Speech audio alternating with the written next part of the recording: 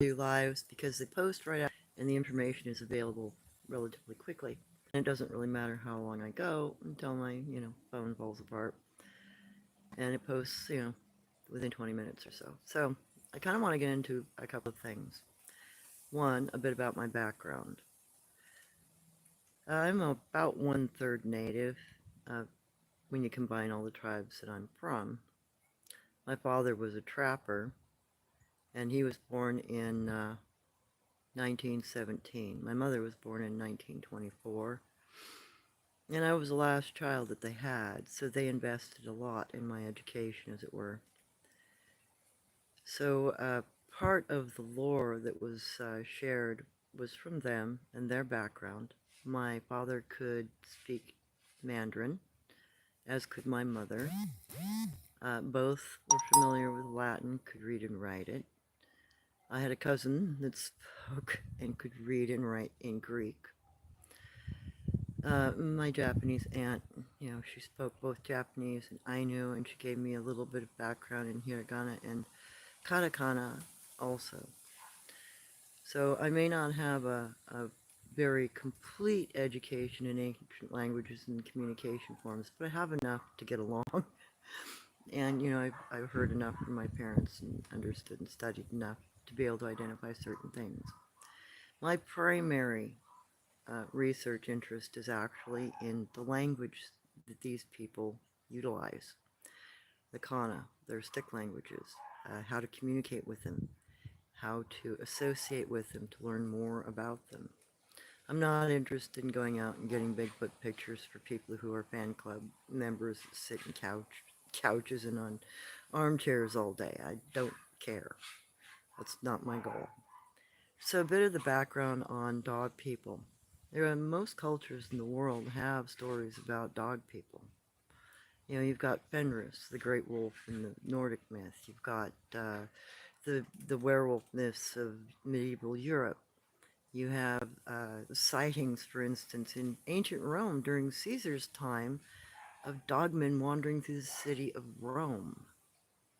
It's part of the reason why the nobility always used the sewer systems to travel through, because there wasn't enough security at ground level for some of the stuff that would wander through cities during those times.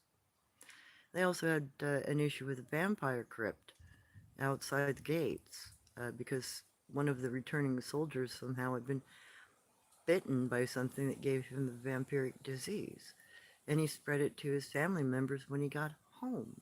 He bit his brother and his mother. So there are plenty of stories, and there are plenty of documentation when you start digging into old texts. There is a ton of information. Oh, even in Greece. Greece, I think one of the, let's see, Samos? It was either Samos or Athens that had a dogman as a king for a while. Somebody they had elected to the position. How do you get elected if nobody knows you and you're a monster? So I think that ancient people had far, far more connections to these people. And there are stories in India. Alexander the Great recorded at least two different kinds of dog people. One had very flop ears and had jowls like pit bulls or boxers, but their females had upright turned ears and very short noses and were supposedly very beautiful because of their very human looking blue eyes, which was also unusual for the area of the world at the time, being India. So some of the language forms that I've run across in Dogman's territory actually have Japanese and ancient Pinyin Chinese in addition to Urdu. Urdu is an ancient form of Hindi. And so far I haven't heard them speak much Hindi, but they do have Hindi words in their language. They also have Japanese words and a lot of Chinese, simplified Chinese, standard interpretation kind of stuff. I heard one swearing in Mandarin once, for God's sake, right before he threw a rock at something, a big rock. there were people in his area that were pissing him off because of the way they were behaving, and he was swearing at them, and I was sitting on the periphery because I didn't want to go into the area. It was one of my research areas, and these morons were in the middle of it. And I hear swearing from the bushes in fucking Mandarin. So I answered him in Mandarin and said it would be a good idea if he threw a rock at him and roared in their faces, scared the hell out of them. Which is exactly what he did the night after that. And I have pictures of the rock. It was 400 plus pounds, and he threw it probably 40 feet from where he picked it up. So, if these things were dangerous, we'd already be lunch meat. Now, I also want to say a little bit about the tracking evidence out there in the Dogman territory. Yeah, I found a few coyote tracks, but they're not in that particular area. They're all the way over on the west end, out in the fields at this point and up in the hills. They aren't down in the marsh right now. They come down in the marsh in the summertime. You'll hear them all the time. The one bobcat that's in the area, he seems to be a regular. I haven't found where he's, sleeping yet, but the 4 other pheasant carcasses that I found in the area were all taken by him. They had chewed off wing feathers left, chewed off tail pieces left, very regular, the head gone, etc., feet gone because they eat the whole thing. And, the kill, where there's lots of little specks of blood and freaking little feathers pulled out when he's yonking on it. But the one that I posted, actually, the pheasant had been carried in a straight line, and there was approximately, I didn't take pictures of all of it, there was approximately 80 feet or so of pulled out feathers, dropped feathers.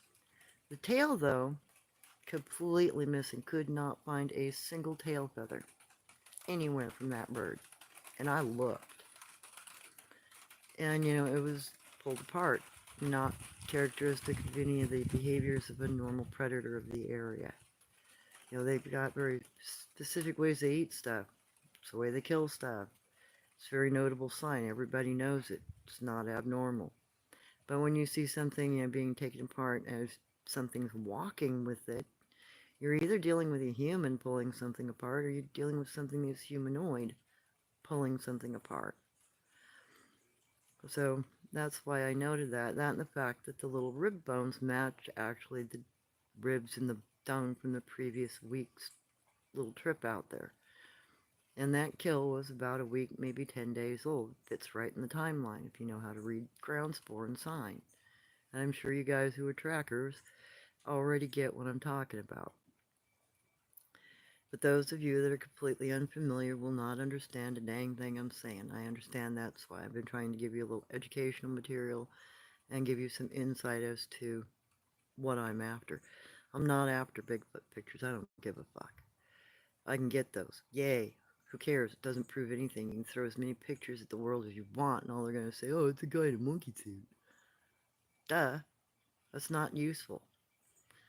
But being able to document a language, being able to document set behaviors, interactive behaviors like the children learning how to build big structures by replicating small structures. That shows that whatever is out there is teaching its young, or at least its young, is observing the world and learning from what they see, just like we do. So, Dogmen cultures, when they were talking about them in the Greek stuff, they called them stingy. They didn't like to trade. And there are accounts of people trading with them. Military in particular had a lot of accounts. The Greek military, the Roman military, and their leaders kept very good, memoirs, records. Some of those guys would spend most of the night up writing all of the day's events down to document, because they have to tell their leaders what the heck they've been doing in the field. And it was all personal information, personal encounters, or, direct encounters with the military group. There are plenty of stories from every ancient culture about interacting with them being sometimes killed out by them. In fact, that's one of the rumors about the 6th Legion of Rome and why it disappears, because they ran into 200 freaking dogmen and got ripped apart, and the survivors kept on the run to get the heck out of the area. And then there's also some stories that say, no, no, no, they just abandoned their post and ran into the Caucasus. Why would you run to a place where you've got bigger, badder ancient Greek soldiers to help you out fighting something? You know, if you're running towards military force, you're probably running from one also. Because you don't look for reinforcements if you aren't trying to evade something. And you have to also understand in those times, they didn't have any concept of fiction. There was no concept of myth. Those people all had a very animistic perspective of the world. They believed that everything that they saw was real and interactive. So when you got somebody telling you, some expert saying, oh, well, that's just their imagination. You don't see cartoons drawn in pictograph. You don't see cartoons drawn in cave paintings. You don't see cartoons represented on pottery of ancient Greece or Rome. You see representations of their religion, their culture, and the things that they saw. You don't have any other answer there. If you think you do, you might want to do a little bit more reading. And I forgot to bring my glasses with me today. I'm younger looking for willing adventure. Oh, well, thanks. Uh, yeah, you're once you start looking into the cultures of the ancient people and reading how they interacted and what happened. Like there are stories in ancient China of what was the name of the Wung Hong and Wung Hong and Wung He. And then there are a couple of other ways of saying the two different regions of China. I think the latter form of it is Han and the neighbor of that region. So there are stories in ancient China where there were like cities that were completely controlled and areas that were completely controlled within ancient China by dog people. That's kind of where they get their concept of yin and yang, because the two original names of those provinces implied one friendly species and one warring species that would eat you. And that the friendly species actually tried to secure people around them that were not dog people and kept them, protectorous ones. Sorry, my internet's a little screwy because of the weather. And I recently just got told that there are also stories of Oma in China that I never knew about. A friend of mine is going to provide me with some research that she's done on that particular topic. And I never talked to her in 40 years about this subject. I never told her anything about my history growing up around them, different kinds of cryptids, or being introduced to them, or the culture of, or any of my native lore. I just kind of invited her to my channel and said, hey, if you want to check it out. And she's like, oh my God, I know about this and that, and da da da da da, and I never knew I could talk to you about it. So, the other is if we share some information, we might learn some stuff with each other about, you know, relevant information. Because the more international this channel becomes, the more people from particular cultures that still have, recent lore or historic lore that isn't well publicized or known, we could start to share that with each other and learn more.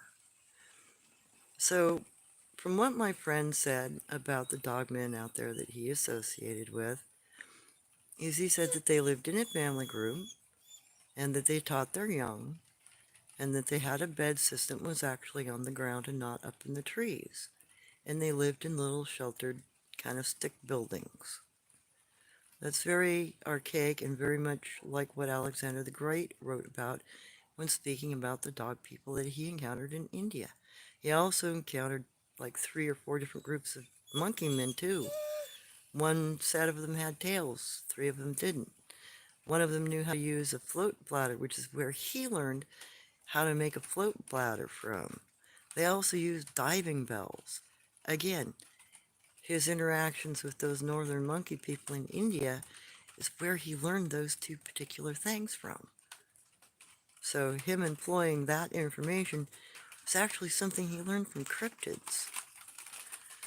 So some of the other things that my friends said about them, they would ignore young that weren't behaving correctly.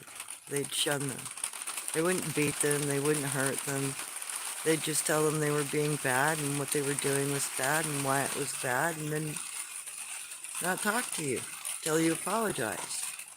They wouldn't give them food. They let them go forage for themselves.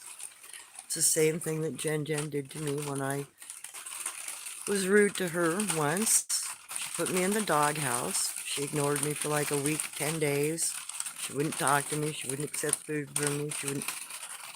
She'd leave if I was in the area. She'd just ignore me like I was a bad dog. So their culture is very, very human-like. He also claimed that they use tools. He saw them making tools. Because he used to go back in their bed system with them. I do know where it is out there, but he already warned me I can't go there without an invite. They'll get pissy about it. So I'm trying to utilize any kind of communication and familiarity I can get with them. See if they'll actually let me closer. And maybe let me film something back there. Because a lot of these people, the Sabe people, the ones that work from the heart with love, they don't like a lot of publicity. They have been hunted too much. They have been intruded upon and been abused and poisoned in some cases, and their food supply hunted out. Trees cut down around them just to get to them, to force them out of areas. They're very leery about interacting with anybody. So if you're able to get any kind of ground communication with them through Kana, oh my God, please do it. Please document it. Because that sort of thing, the next best would be getting some sort of film of them laying the Kana down and being able to document that you're responding. So if you want to try to use a trail camera or something like that, in a situation like that, it would be a very good idea. But keep in mind, I've used the trail camera multiple times. And I have gotten only one recording out of all the times that I used it, and it was the bizarrest flipping recording I've ever seen. So I will describe the final recording I got and the reason why I sold my fucking camera, because I knew it was going to be absolutely useless. So I had gotten, and this was up in Washington, I had gotten notice through a friend that I had an interest in these things, and I had my camera and I had an ability to, record one. And she was an individual that worked in pest removal, taking raccoons and that sort of thing out of people's yards and attics and basements and what have you. And this one individual had a problem with a Bigfoot coming into his backyard. Now, I've already been sent pictures from people, with some of these things pretty close. Dogmen in people's backyards, Bigfoot sitting by their driveway, stuff that's really, really close. People having them look in their windows. I got a few pictures like that already from subscribers. So keep in mind, there are a lot of experiences out there that are not being talked about. So I went in and I set the camera up in a position I knew that it couldn't have been seen at eye level, because I set it low to the ground, tilted up at a slight angle so I could catch the juvenile, because they had seen the individual multiple times and they described it about 4 foot in height. So I put the camera low and I put it recessed back up in a position where you could not visually see it if you were walking by. There was a little alcove in that area, so I recessed the whole thing about 2 feet back into the wall. So, and it had clear access out the front because it was near where the power boxes were. So it was very, very open, clear to see. All you got was like 8-10 feet to the fence and the walk through. Nothing else visually in the screen at all. So if anything was walking through, it would have caught it. So what I got instead, the rain came and it started tripping my sensor. So I had a lot of footage I had to look through to get to this one little scene. But, that camera actually ran for like 4 or 5 hours that night. So The juvenile came. He looked through the fence, through the slats in the wooden fence, noticed the light from the camera being tripped, and it dropped a kitten over, dropped a kitten over the top of the fence to trip the camera to make it activate between rainstorm outbreaks. So he was analyzing what was going on with the camera. And you looked through the slats, I could see the eye glow in the recording. And this kitten, walks right up, ho ho ho. So yeah. The other is I noticed, I mean, I even put one camera straight down into a bed system, where one laid, and I had found it multiple times laying in that particular area. When I came back, my camera was tilted at the sky. Not a single picture on it that was anything.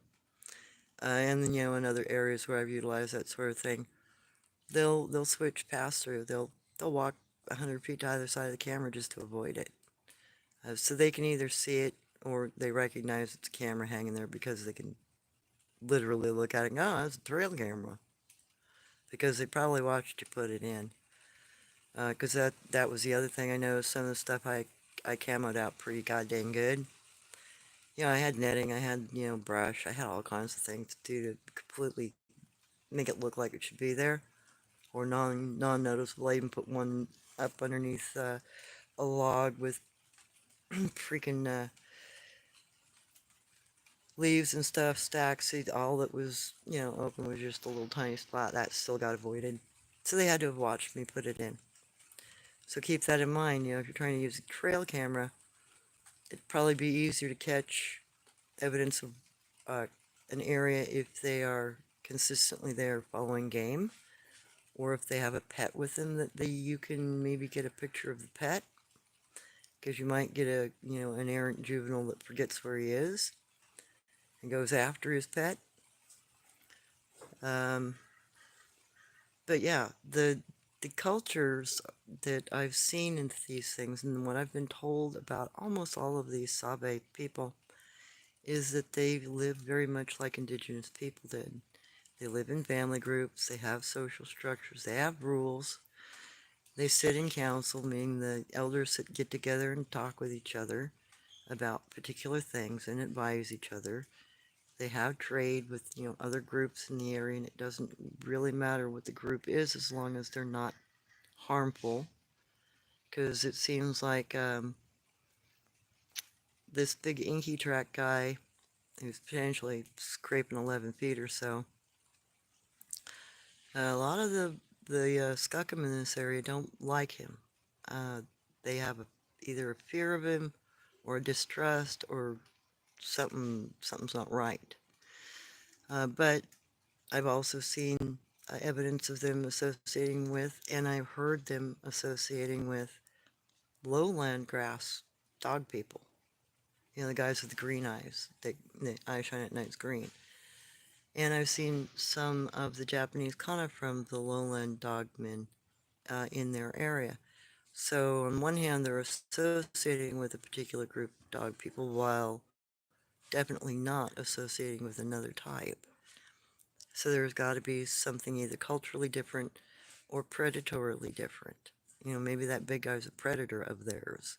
Maybe he eats them, because there is that potential. That some of these Sabe people are still being hunted by bigger predatory species that are still around. Maybe that's another reason why some of these cultures try to stay closer to towns and try to avoid those kinds of species up higher in the mountains, for instance, or out further in the wilds. The other is, it seems like the further you go out, not only the bigger the species get, but the more violent they seem to be in some ways. And the friendly species in those areas are far more protective. They get very, very protective of you if you are out in deep woods and there's something gnarly around you. I've had them even shake my vehicle to wake me up when, something really huge was coming through. And you could hear it, but you couldn't see it. The other thing I've noticed is dogmen move around at a different time of month than the other Sabe people. Dogmen prefer to move around in the dark of the moon when there is no moon in the sky. And I didn't realize how good dogs could see until I took up the practice of playing fetch with my dog at night. Take a tennis ball and throw it in green grass at night. See how many times your dog will catch it without a problem or find it. And then take that same dog and do the same thing during the day. How many times do they stumble? How many times can they not find the ball? They're light blind. They see better at night. So that big inky guy, he travels through here during the dark of the moon. So he obviously can see better. Potentially even better than the other primate-like species. And the one big dogman out in the forests east of here, he moves around in the dark. God dang, he moves around in the dark all the time up there. And he's really freaking creepy. He'll get up too close. He gets way too curious. And my mom actually showed me where he was, and she explained, he's dangerous. Don't get too close to him, and definitely don't go tracking into his territory. You will go missing. There are plenty of stories from, tribal times that people disappeared up in this canyon where he lives all the time, and his family group is that way, as she put it. They're carnivorous to people. So there are those potentials too in our national forests. Maybe there's still particular family groups of different kinds of creatures, dogmen or sun-faced people or whatever, gugway, that make people disappear in particular parts of national parks. That's the other thing. Has anybody mapped exactly out, where people have disappeared? Is there one consistent area of a park that people go missing in? Because if it's one consistent area, you might have a particular family group of some kind that still is cannibalistic. And, that can be easily avoided. You just cut those hiking trails off and leave them to themselves. Mark it as do not go zone. Give the freaking reason why. And make sure you've got, you could probably put up a boundary of cameras just to watch if they leave the area. We got plenty of tech to do that. And if you're facing it away from where they're coming from, they'll walk past it before they notice it, and you'll at least get the backs of them because they won't be able to see the light when it triggers. We do that at the border for humans. Why can't we figure out how to do that for these cryptids? Maybe I'm just, ignorant of stuff. Here, let me try to come back up. And yeah, I'm really tired. I've been doing a lot of stuff this week. I've been running and running and running and running and running, and I got more running to do. So I'm going to be a little blind now to squint here because I forgot to bring I don't care to try to convince anyone of the evidence anymore. Those who care know will, complete the subject.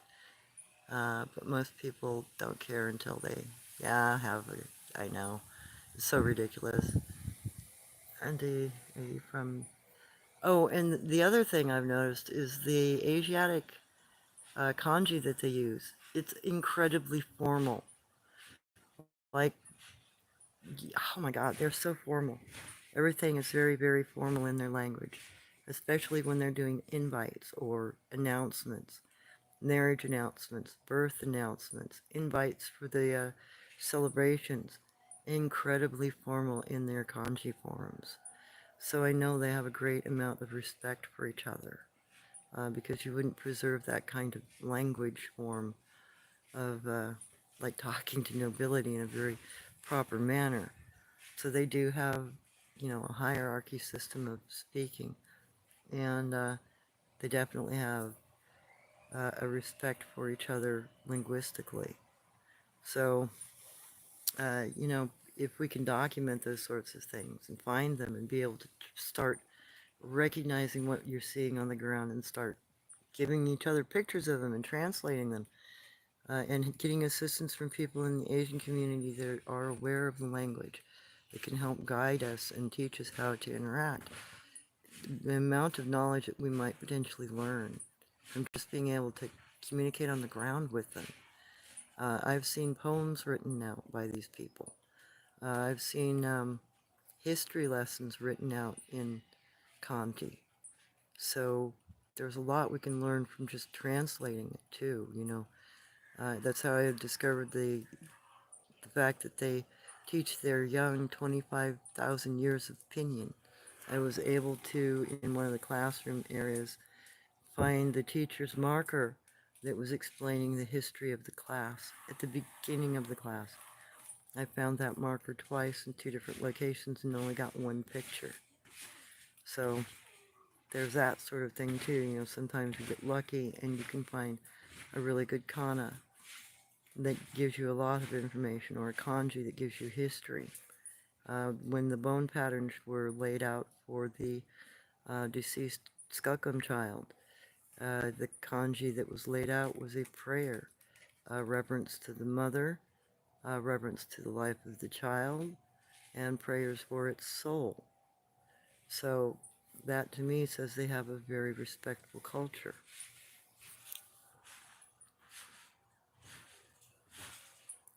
Uh, Upstate New York, Sabe, okay.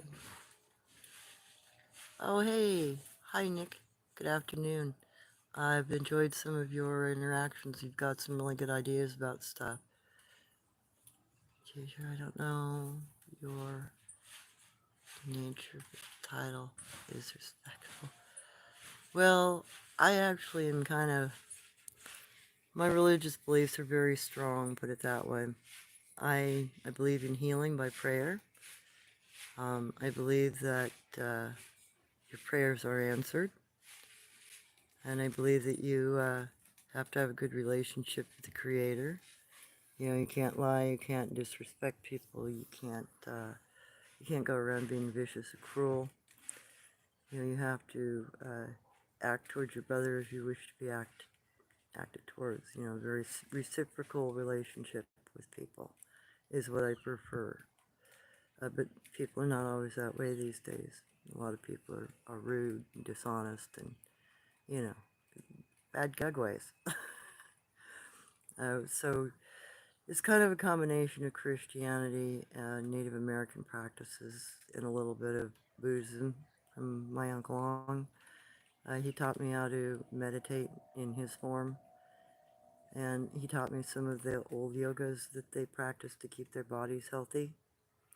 So I practice, you know, those three kind of essences of religion. And I do pray regularly, and I don't necessarily read the Bible anymore, but I've read a lot of religious texts in my life. I've read the Bible, I've read the Quran, I've read the Talmud, I've read the other Judaic books, I've read the Vedics, the parts of the Ramayana. So I've read a lot of ancient stuff too. I've read texts from the Greeks, the Romans, Babylonians, Assyrians. Got into some of the information about marriage practices in ancient times and specific little cults and behaviors. Yeah, I have a very extensive background in a bunch of weird stuff, but it's been helpful. It's been useful.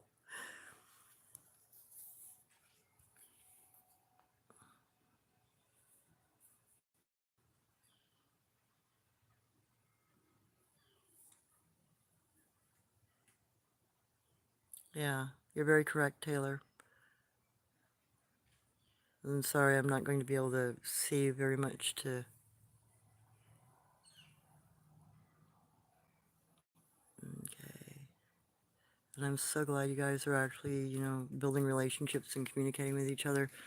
It'd be nice if there was some way we could build an interactive community between our groups and between discussions, you know, someplace that we could all hang out and kind of, you know, bounce information off each other, as it were. Oh, yeah. Ancient people knew a lot about these. There's a lot of mythology that gets into details about all kinds of information. Like, let's see, Suetonius, in one of his documents, he spoke of Bigfoot people what he called Liberus Soteros that were brought to the Colosseums of Rome as fighters.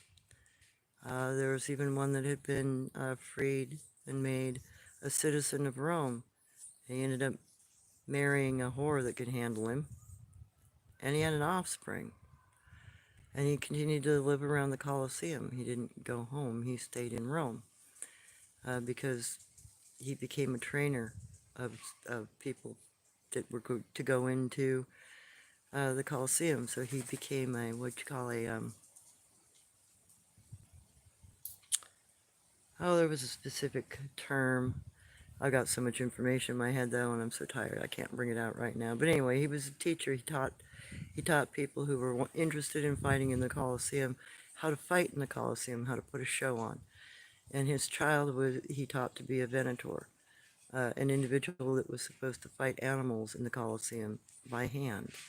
And, you know, those kinds of stories are preserved, but you typically can't find them because they're still in Latin.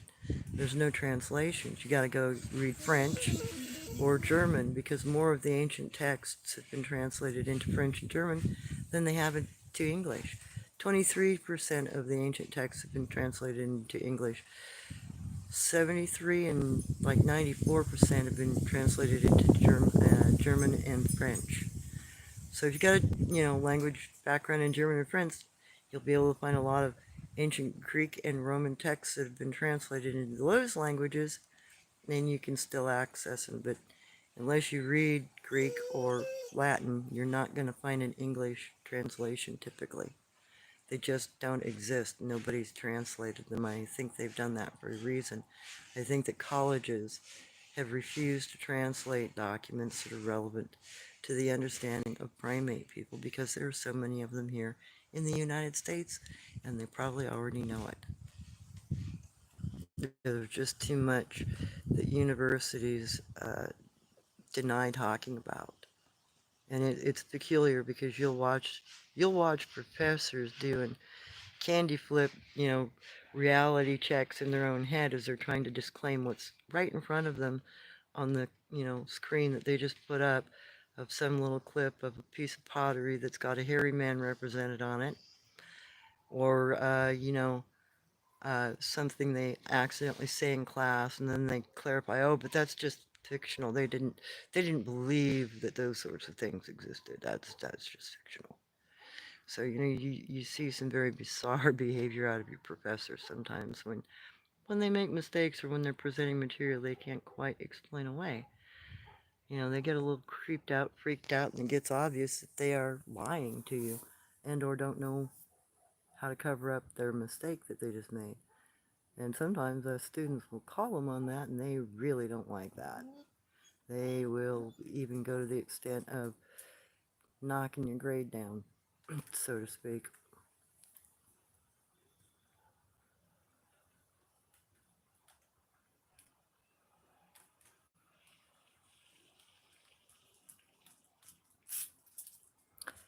Yeah, they're the seams. There are 3 types of eye shine for the dogmen in this area. So the one that I was around at the 500-foot level, he had electric blue night eye shine. Really beautiful, actually. The ones on the ground that live on the valley floor here, they have very, like, lime-colored, kind of like a cat's eye shine, or a dog's, very lime-colored.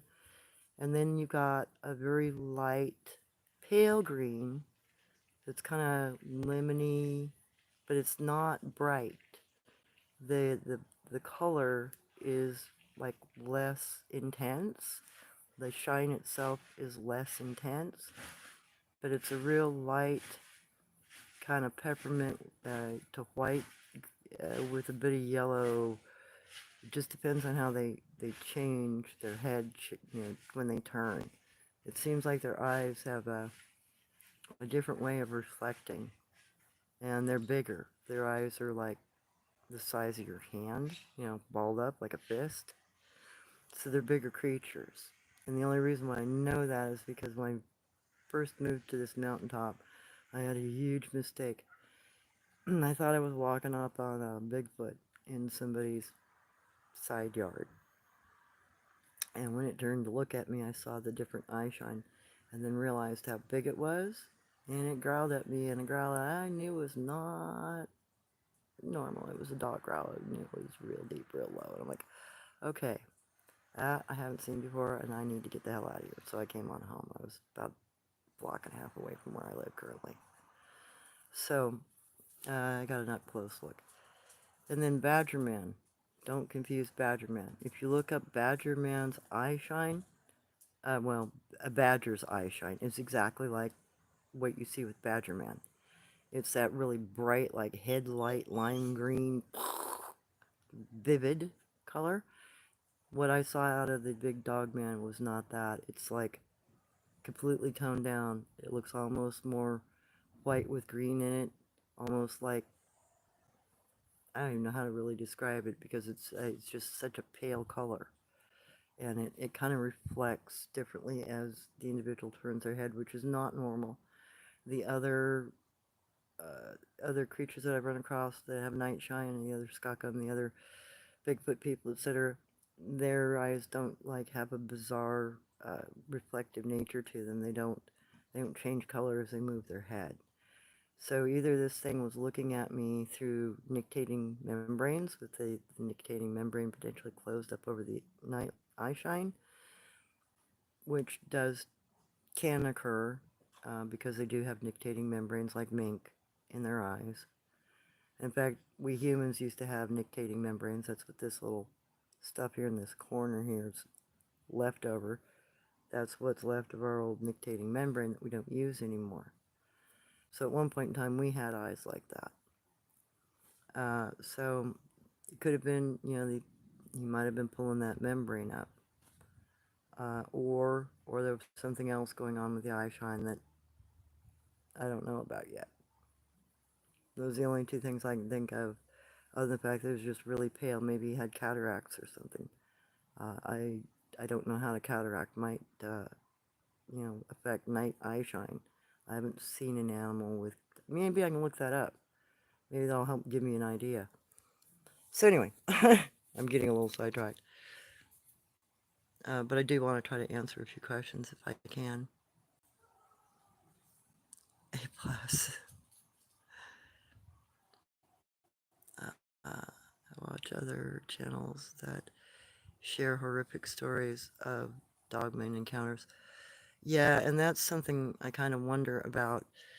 I think it might be, Nick, I think that might be specific kinds of species. Because so far, the one I was around that was 7.5 feet tall, yeah, he was a pain in the ass. He'd bang on the side of my yurt, he'd throw shit at me, he'd, unscrew stuff, he'd freaking take my windows down off the yurt and whatnot. He encouraged me to come outside while he was standing there. He never hurt me. He scared the living out of me all the time. And he could have ripped me apart in a heartbeat, not a problem. He was 7.5 feet tall. Probably had to weigh 6, 7, 800 pounds. He was a pretty bulky guy. But he never did anything. But this bigger one that's coming through this area at night, the skookum in this area will monitor it. As it comes over the mountain ridge to the west of here, they start calling. They start tapping. When it passes through the neighborhood, they're constantly above it, around it, signaling it and trying to drive it from the area. And then as it leaves and goes up over to the next mountain range here to the east of me, they continue to follow it and harass it. So I kind of think they don't trust it around people. And I think they're trying to usher it out of the area. They're trying to keep it from bugging anybody. And that's something I'd like to do on a night recording, because they get pretty loud when that stuff goes on. And that's going on at like 2, 3 in the morning, so everybody's asleep in these neighborhoods. They aren't ever going to hear that. Then, well, I get off work and I'm at home at that point, so half the time I get a very good listen on that sort of thing because I'm awake at the time.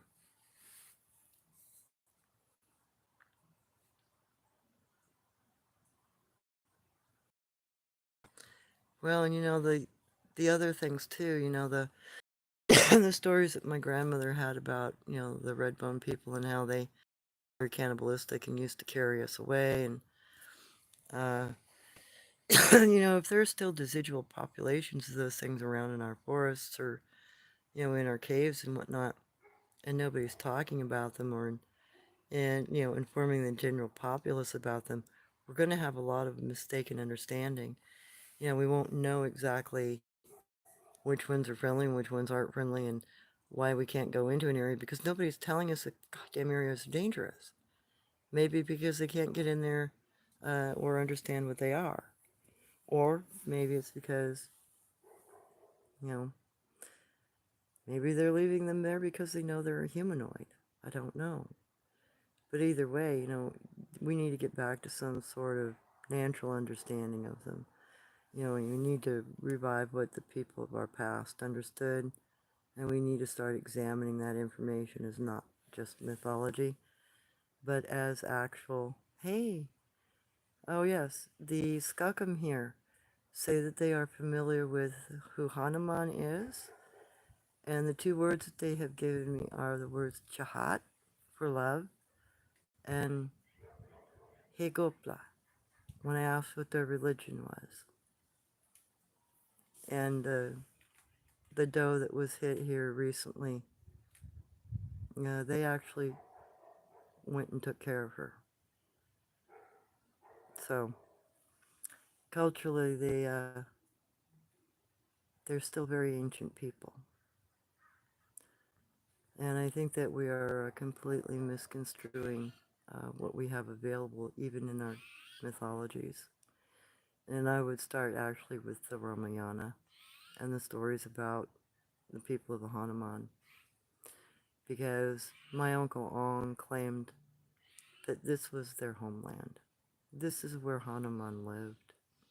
It was the Americas where his people were and still live today, is how he described it.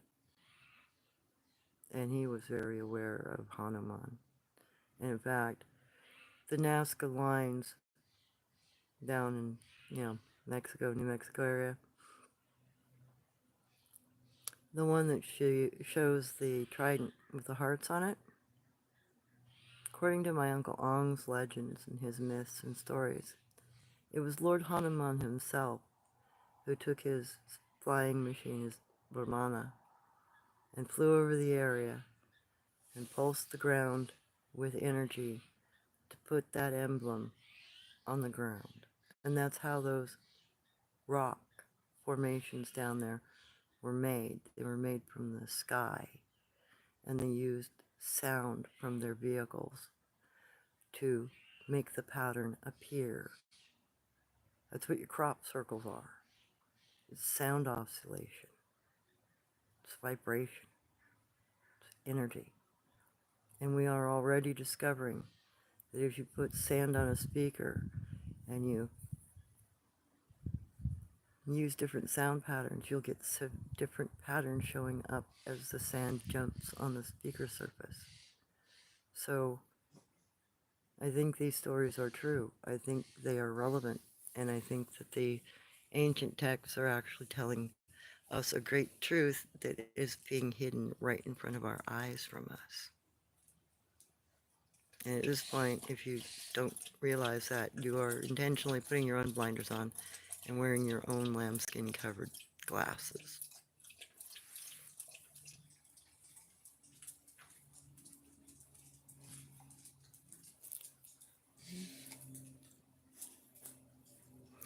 Right? And there's actually a ton of information when you really start looking at the ancient texts and you start looking at the ancient buildings. My Uncle Ong said that most of those ancient buildings were built with sound vibration. They used great horns and rattling devices, as he explained, to sculpt stone. And what they didn't do that way, they poured in cement using formulas. That's why it's called ferro cement, for instance. The original formulas of cement come from ancient Egypt. And they were brought to Rome by Roman soldiers who learned it from Egyptians. And it's, a highly lime-based cement that hardens underwater. That's your ferro cement. So, you add a couple of thousand years of aging, what is that going to turn into? Probably a freaking lime block that you never had to put a tool to. And my uncle On claimed that later cultures that came after the original builders of the pyramids, for instance, didn't understand that they'd been poured out of cement or shaped in some other way. And they were trying to carve stone and still trying to master that process later. So, you learn by looking, but if you don't know what you're looking at, you'll try a different thing. And it leads you to a new discovery. Um, Maybe the same or maybe not. And there are devices left from ancient Egypt that suggest that they had the ability to turn really hard stone. Well, you have to have a lathe, and you probably have to have diamond cutters to do that. Or you have to have some way of making a sound. There are also some very bizarre things that are carved out of stone that shouldn't have ever been able to be carved out of that particular stone because the stone's too fragmentary. It's too prone to breakage when it's thin. So how could you shape something like that? You either have to shape it with sound, you have to cut it with a laser, or you have to pour it. There are only a few methods that you can do really fine work like that in and actually have it work. You have to hydrocut it. This is all stuff we use today. Uh, high power drills, high centrifugals. It's all, and you have to have something can go through the material. So there's a lot of evidence of that sort of thing all over ancient cultures, not just in Egypt. Take a look at some of the stuff in South America, some of the intricate carvings on that stone. Look at some of the relief carvings that the Greeks did. Sorry if you're getting a little cold. When I went to the British Museum to do a little poke around, I went through the West Wing, and the relief carvings on some of those buildings are 16, 18 inches a foot away from the wall. The carving is 95% free of the back material. It's just, pegs of stone between that leave any connection to the original base stone. And that some of those stones are 80 tons, and you're looking at 3 feet of stone that's missing to give you a full-size relief of an individual on a horse. You're going to tell me somebody with a copper chisel and a wooden hammer did that? Or you want to try to sell me another, I don't know, piece of fiction? Because when you understand what it really takes to carve stone like that into that kind of a relief, you gotta use fucking modern equipment. There's just no way an ancient person would have been able to do that unless they had some sort of equipment. The detail, how polished some of that stuff is, even with it being eroded for 2,000, 3,000, 4,000 years, some of that stuff has an incredibly high polish on it. Like the granite statues of Egypt, the big ones that are all pink-colored granite, they are still so reflective you can see your reflection in the surface you walk by. How can you manage that kind of polish on a stone that size unless you're using some sort of power equipment or water or grinding solution that, just milk finds that surface? Today, we can't even get to some of the polish levels that the ancients could. The Crystal Hedge's skull, for instance, we can't even, we don't have the polishing equipment to get to the clarity level of that polish on that particular piece of crystal. We can't do it. So, don't tell me it was made by somebody at the turn of the century. There's an entire department in our Department of the State that actually researches that sort of thing and actually has control of some of the crystal skulls and some of the other crystal items that have been found for research purposes. So if the Department of the State has an interest in stuff like that, what do they know about it?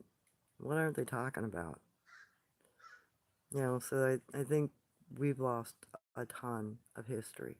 We've lost not only, Native American lore, but really ancient lore that probably had far better understanding of them than anything we have today. Of technology, for instance. Some of the stuff some of the temples. We need to look at the Parthenon. The Parthenon's terminus point for the structure itself is a quarter mile above the base. And the thing is the building doesn't go up that far. But the mathematics that calculated how to put it together had to be calculated quarter mile up above the height of the structure, just so that the optical illusion of straight pillars could be achieved.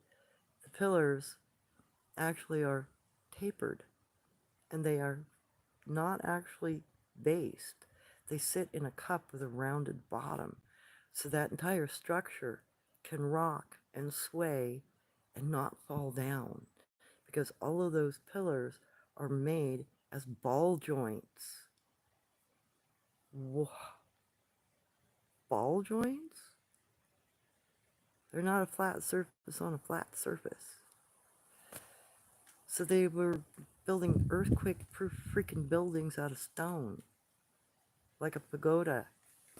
Pagodas are earthquake-proof because they're one central spike, and the entire building is a puzzle that sits together and hangs on that spike.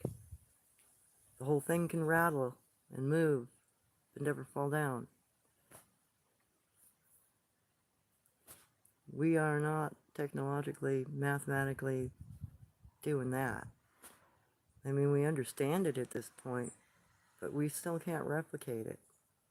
So, what kind of tech did they have? How good were their mathematicians? What kind of engineers did they have? And if these monkey people have any memory of any of that stuff, I would most certainly like to know what they know. Because if they still have history in their own cultures, there's got to be some value to that we can learn. And the other weird thing is, when I asked Jen Jen where we came from, her answer was polywogs. We were polywogs in a great ocean. I had to go to Uncle Long and ask for clarification on that. He said, well, she was giving you the simple child's answer.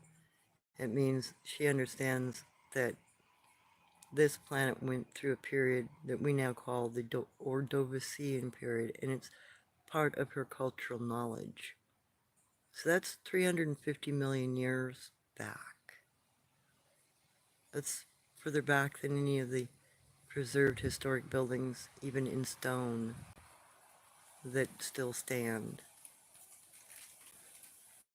Now, if her culture still shares all of those stories and still is aware of the things that were occurring during different time periods, if any of the Sabe cultures, the Dogmen cultures, any of that, if any of those people have knowledge like that, I most certainly want to learn it. And I don't want to shoot them. And I don't care to go out and take pictures of them just so that somebody else can find them and shoot them. I'd rather learn their language so I can understand what their history might have been. And they might still know. My God, what kind of information could we learn from them if we could talk to them? I don't know, I'm kind of an enthusiastic on the whole language end of it, but I really do think that, we can proof them later. If we can figure out how to speak with them, there's even a far greater chance that we can get some sort of relationship going with them, or they might actually let us voluntarily take pictures of them, or voluntarily let us do DNA sampling of them, mouth swabbing them. And I would be much more interested in that sort of potential than, shooting one. Because if they're human, I don't care what they look like. If they're human and they can reproduce with us, then I'm not for shooting them. Even the ones that are screwed up, I'd rather just seclude them, let them, die out or eat themselves. I don't really care as long as they leave the rest of us alone. Maybe they'll go back underground and stay there. But, we've got to have an education. We've got to learn about them. We don't really have a. We're getting too popular. We're pushing on stuff too much. It's going to either end up with us running into a lot of red bone people that want to just have us for lunch, or, we might have to just figure out how to communicate to the ones next to us.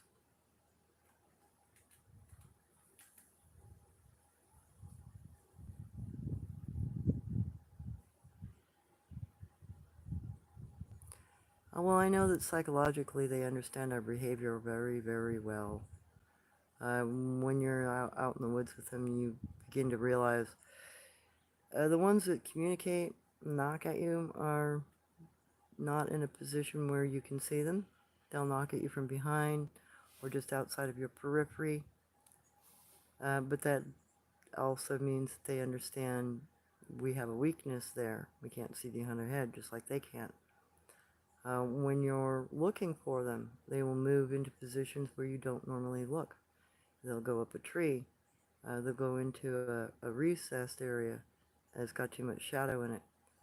They'll sit in an inconspicuous spot where you just won't normally think, oh, well, okay, right there. So they understand our psychology very well. And I would assume the reason is because their psychology is very similar to ours. I mean, if they have to avoid other species of cryptid humanoids that hunt them, then us screwing around in the woods looking for them is going to be like child's play for them.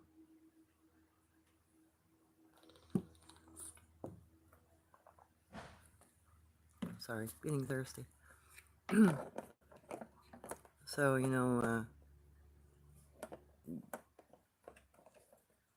thinking about how they move in groups. They move in family packs, but they're not moving like a normal group. A normal group of monkeys will kind of ambush an area. Everybody comes from every direction. And then they squabble over shit, and then they leave the area once they got their goodies. They don't act like that. When you're dealing with gorillas will come into an area, they'll move through, a progression of 6-8 hours, they'll graze through an area and mash down all the foliage in the area. Then they make beds on the ground, and they go to sleep. So they're nomadic. They don't act like that either. When these people move, they move more like a small tribe of individuals hunting together and strategically protecting themselves from attack. They move like sets of warriors, habitually. And I've noticed that in every group. When they are on the move, it's the entire family group. You've got guards and spotters in the front, and in the back.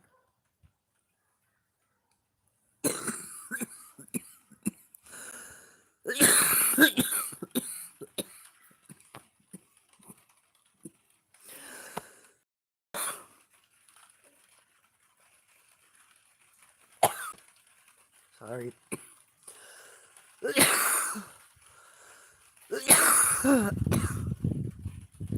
This time of year I start getting my reaction to mold spore.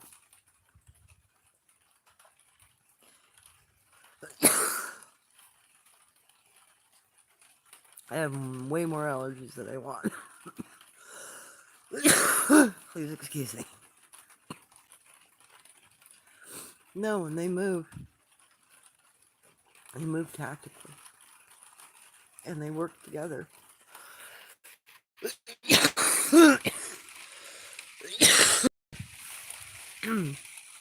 They guard each other.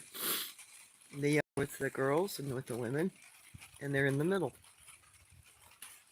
You'll have a leader and a point in the front, usually a larger individual in the front, and you'll have the same in the back, with a guard, bigger individuals. All of that movement pattern is very recognizable to anybody who's been in the flickin' military, man. It's how you move in the field, in a war zone. Hi.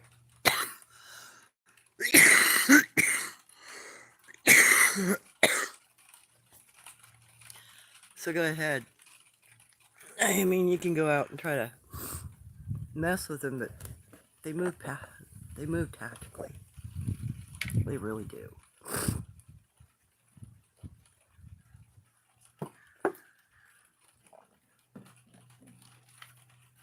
And that's their night movement patterns. Or day movement patterns are more sitting in areas foraging. But when they're moving into an area from their bed system to forage during the day, and when they're moving out of that area and back into their bed system, they move tactically. They move as if they are guarding their family from attack. And that they are strategically traversing the terrain. Not just walking okie dokie across the field. If you see one of those guys, it's an accident. Or it's intentional. Didn't mean for you to see them. Because they typically are very, very concealed. They're so good at concealing, it's not even funny. Like, the big guy, oh my god, he's so freaking huge. I've seen his shadow a couple of times, moving through the area, and heard his ground sounds.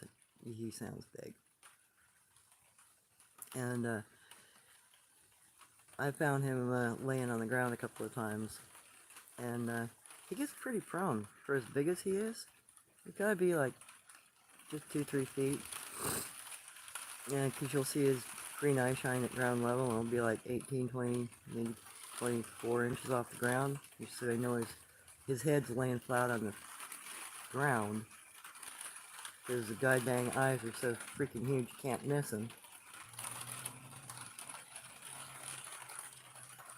And I have seen him again with no, like, disruption to his, hey buddy, what you doing?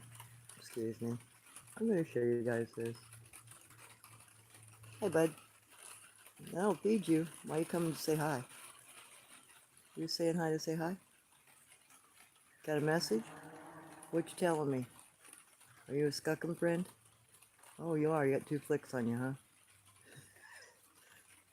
Hey. What? I don't know you. What are you doing here? You're awfully cute, though. Hi, buddy. Yeah. I've never seen you before. Alright. You talking from the heart? Little warrior? Is that what it is? Talking from the heart? Okay. Thank you. So that's my life in a nutshell. You ever have that happen to you? Little animals just walk up to say hi? I have that all the time. Deer do that to me too. Had a pair of salamander do it to me yesterday. Like a little crawdad. Yeah, that stuff happens to me all the time.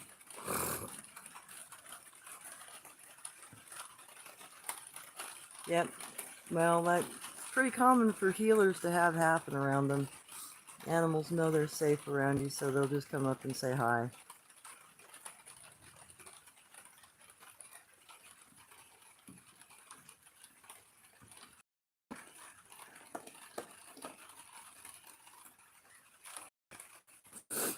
So, let me see if you got some questions. Hope this has been helpful.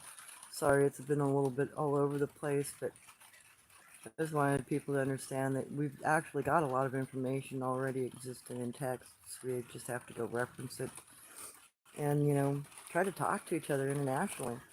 A lot of people overseas still have current knowledge of them. There are some areas that still have interactions with them. There's some native people that still trade with them. Their kids still play with them, that sort of thing. So keep in mind that though our information may be secluded from us here in the United States, there are other countries and country people that we can reach out to that still have lore and still have an understanding and can help direct us to texts, can help direct us to information, help us understand.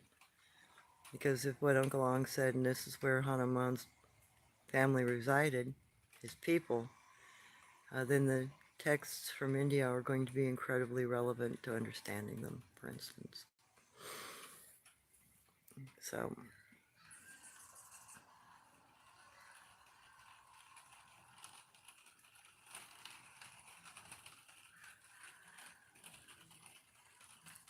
well, most of them, most of these cultures, most of these people have culture. I mean, they have religion, they have culture, they have a reverence for nature. Um, it's just so wild. Like, God, there's so much I want to be able to show you. I've got to be able to get out into the woods in a couple of different areas. Um, so soon, hopefully, I'll be able to do that.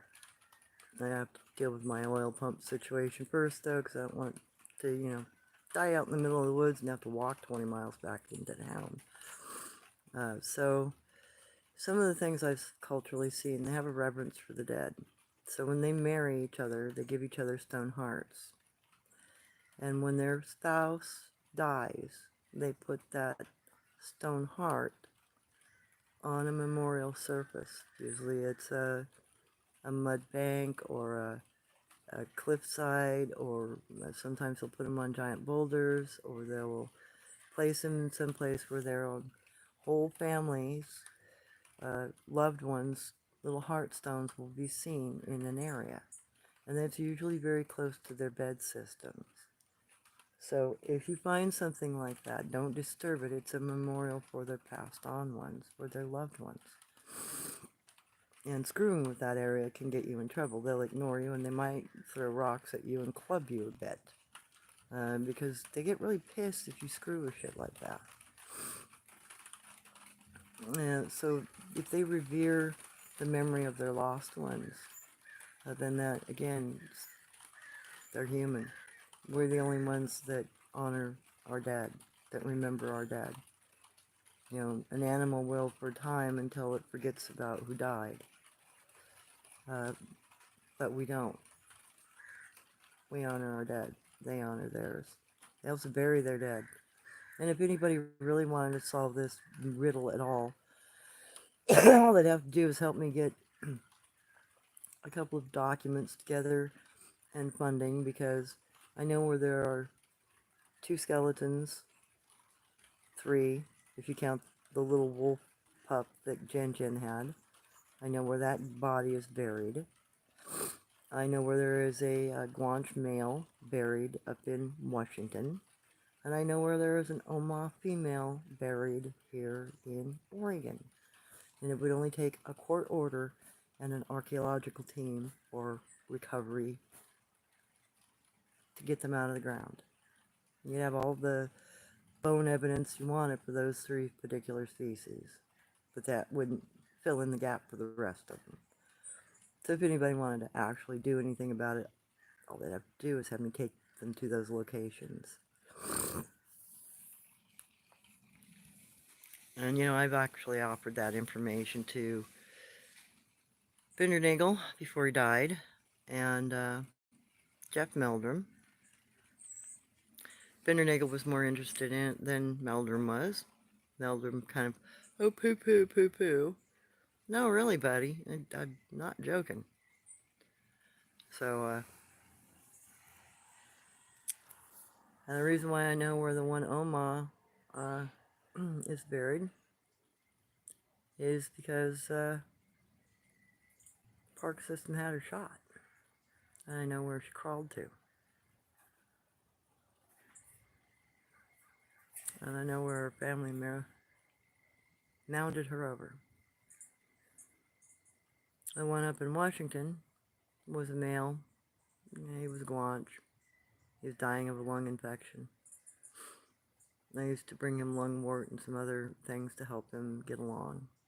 And when he passed where I always met him, and his family mounded him over there. And then, of course, I know where the little wolf pup, Gugway, crossed with the Oma woman, Jen Jen, is buried, because I lived on the property where it was buried at, and it's currently sitting protected in somebody's backyard, and they don't even know it. Because the property's been resold.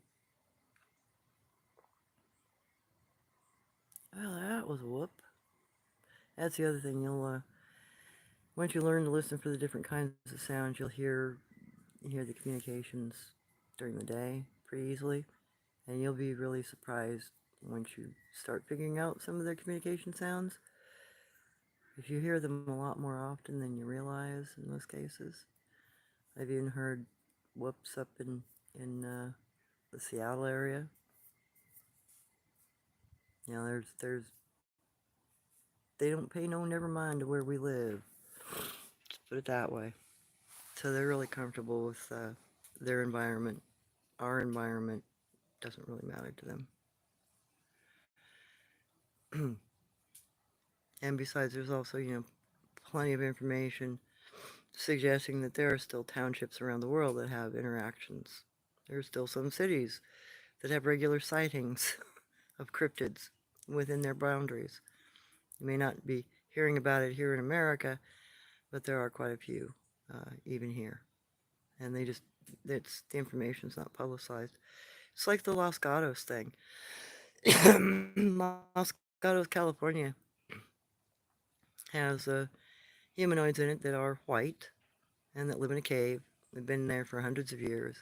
The local news station will publish information on it. They'll have news announcements because people have caught them on things like surveillance cameras in their own backyard. And then you get some idiot that gets a hold of the local news report, and then they throw out a bunch of misinformation, throw up a YouTube channel about it, and completely bury, the original news report by outdoing them in the ratings. And to me, that's just asinine. It's just a lack of complete care about your social presence in the world. If you're taking a local broadcast information that you could find and then just burying it because you want ratings and clicks, you're an asshole. And you're denying the rest of us a chance of understanding what's there. So, that's my opinion on a lot of that. People are just freaking assholes. And I don't really care about them. I'm more interested in providing the lore that I have, the little bit of understanding that I have, giving you guys some kind of inside information on behaviors. I do know where there are a couple of bed systems, but I don't go into them without permission because I don't want any bad juju between us. I don't want the ability to try to communicate in any way with them break down because I make a mistake.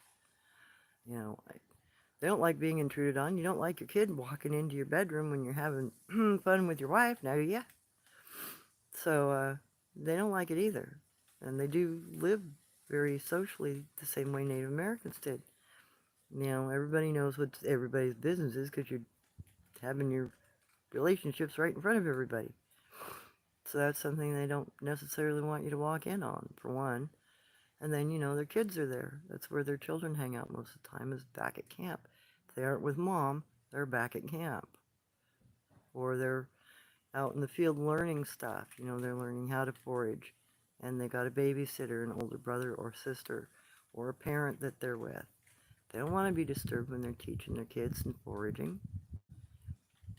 It's easier just to try to learn to communicate, learn where they are, and let them come to you. Because they do, with time. They will eventually get used to being in an area. And they'll start getting more interactive. They'll start getting more inclusive. They'll start letting you see more stuff. They'll let you see their tools.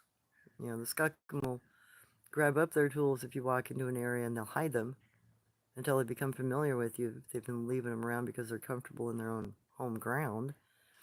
And then once they get familiar with you, or they don't see you as a threat, you'll start finding the tools again.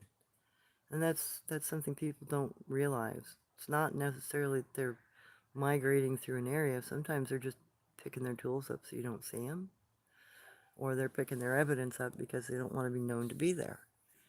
And that again means they're very human in their mentality. That's, intentionally hiding evidence, so to speak.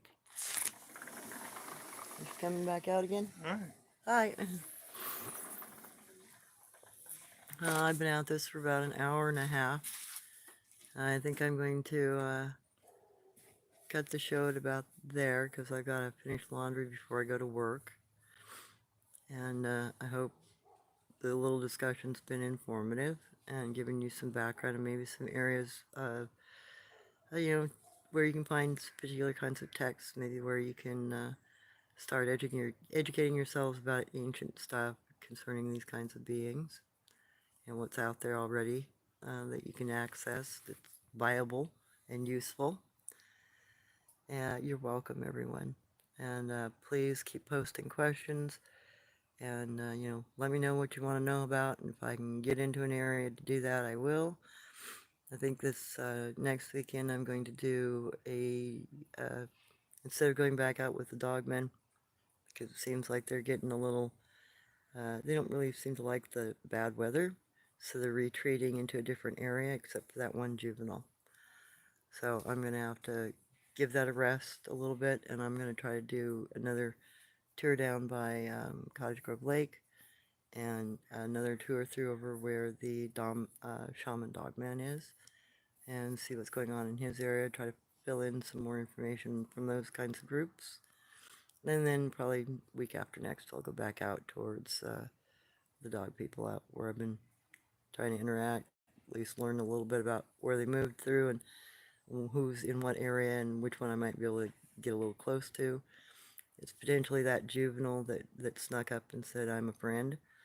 So he might be, or she, because it sounded male to me, might be somebody I can start to get to interact with. But it looks like he also has a kid.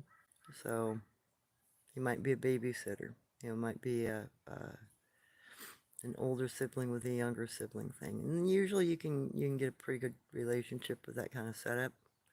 And it looks like they are potentially both little boys, maybe, because of the kinds of elements that are being shown. So I'll have to do a little more scouting out there, but I want to give them a little bit of a rest. I was a bit intrusive this last time, and I don't want them to think that I'm hunting them. So I'm going to give a tour down back at Cottage Grove Lake and probably a couple of the other sites, and should be able to put some good stuff up for you this week because during this time, a lot of their behaviors change. They do more specific things and they get a little more religious usually in what's going on this time of year. It's going towards not much game out, so they seem to understand that and they pray. So I will try to capture some of that evidence so that you'll have a real understanding of that sort of into their lives. Oh, thank you, Sky. And thank you, everybody, for being so tough, like little nails. I love you guys. I really appreciate you all. And I'm so glad that you're enjoying my content and my ramblings. All right, you have a great day. Take care, everyone.